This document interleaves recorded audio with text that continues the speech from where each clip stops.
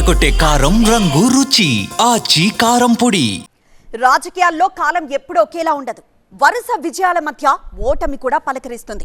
గెలుపుని చూసి పొంగిపోతే, ఓటమిని చూసి దిగాలు పడితే అడుగు ముందుకు వేయలేం. అందుకే పోరాడదాం. పోరాడితే పోయేదే ఉంది, కుదిరితే మళ్ళీ పవర్లోకి వస్తాం.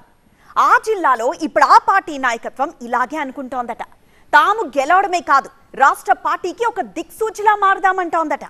ఆశాకిరణమై అందరిలో మరోసారి ఉద్యమ స్ఫూర్తిని రగిలిద్దామంటోందట. ఇంతకీ ఆ జిల్లా ఏది, ఆ పార్టీ ఏది? కారు పార్టీ పోరుబాట. బోర్లా పడ్డ చోటే నిలబడుతుందా? అడవుల జిల్లాలో మళ్లీ అదరగొడుతుందా? అగ్రనేత పర్యటనతో జోష్ పెరిగినట్టేనా? పోరాటం అన్నది కొత్త కాదంటూ మళ్లీ ఉద్యమ రాగం ఎత్తుకుంటోంది కారు పార్టీ. ఎక్కడైతే బొక్కబారులో పడ్డామో అక్కడే నిలిచి గెలవాలంటూ తమ కార్యకర్తలకు మనోధైర్యాన్ని నూరిపోస్తోంది. కష్టకాలంలో పార్టీని నట్టేట ముంచేసి వెళ్లిన నేతలకు గుణపాఠం చెప్పేందుకు, నిరాశ నిస్పృహలకు లోనవుతున్న క్యాడర్కు ధైర్యం నూరిపోసేందుకు ఇక పోరుబాటే శరణ్యమంటోంది. ఆదిలాబాద్ జిల్లాలో అగ్రనేతల నుంచి మొదలు పెడితే కింద స్థాయి కార్యకర్త వరకు అందరిది ఒకటే నినాదం: పోరాడుదాం, చావోరేవో కార్యక్షేత్రంలోనే తేల్చుకుందాం అని. ఇక్కడికే పరిమితం చేయకుండా ఈ నినాదాన్ని యావత్ రాష్ట్రానికి చాటాలనే సంకల్పంతో ఉన్న గులాబీ సేన కథనోత్సాహంతో రంగంలోకి దూకేందుకు సిద్ధమవుతోంది. 14 ఏళ్ల ఉద్యమంలో అయినా, 10 ఏళ్ల అధికారంలో అయినా అడవుల జిల్లా గులాబీ ఖిల్లాగా ఉండేది. ఏకఛత్రాధిపత్యంతో జిల్లాను ఏలిన ఆ పార్టీకి ఇప్పుడదంతా గతంగా మారిపోయింది. ప్రస్తుతం ఉమ్మడి ఆదిలాబాద్లో కేవలం 2 స్థానాల్లో మాత్రమే గెలిచి పార్లమెంటు ఎన్నికల్లో బొక్కబోర్లా పడి కీలక నేతలను కోల్పోయి గడ్డు పరిస్థితులను ఎదుర్కొంటోంది.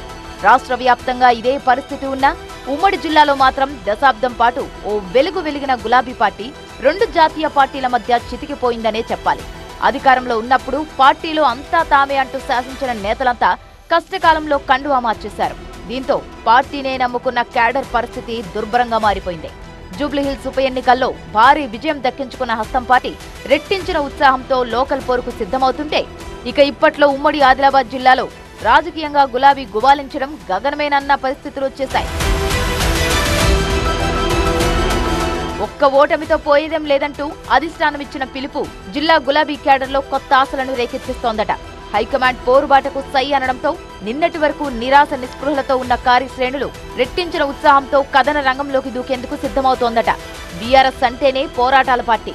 పోరాడదాం, ప్రజల గొంతుకగా నిలుద్దామంటూ బీఆర్ఎస్ అధిష్టానం పిలుపునివ్వడంతో దాన్ని అందిపుచ్చుకొని చలో చలో అంటోంది గులాబీ సేన. మరోసారి రైతుల పక్షాన నిలబడితేనే పార్టీకి భవిష్యత్తుంటుందని అధిష్టానం పిలుపునివ్వడంతో మేము సైతం అంటూ పోరాటాలకు సిద్ధమైందట ఉమ్మడి జిల్లా క్యాడర్. అందులో భాగంగానే పత్తి రైతులకు గొంతుకగా జాతీయ రహదారుల దిగ్బంధానికి పిలుపునిచ్చింది బీఆర్ఎస్ పార్టీ. ఇటీవల పత్తి రైతులను పరామర్శించేందుకు కేటీఆర్ రావడం, పర్యటన గ్రాండ్ సక్సెస్ కావడం శ్రేణుల్లో నూతనోత్సాహాన్ని నింపింది. కాటన్ మార్కెట్లో రైతులతో మాట్లాడిన కేటీఆర్ పార్టీ తరపున పూర్తి భరోసా కల్పించారు. దీంతో బీఆర్ఎస్ ద్వితీయ శ్రేణి నాయకత్వంలోనూ జోష్ వచ్చేసింది.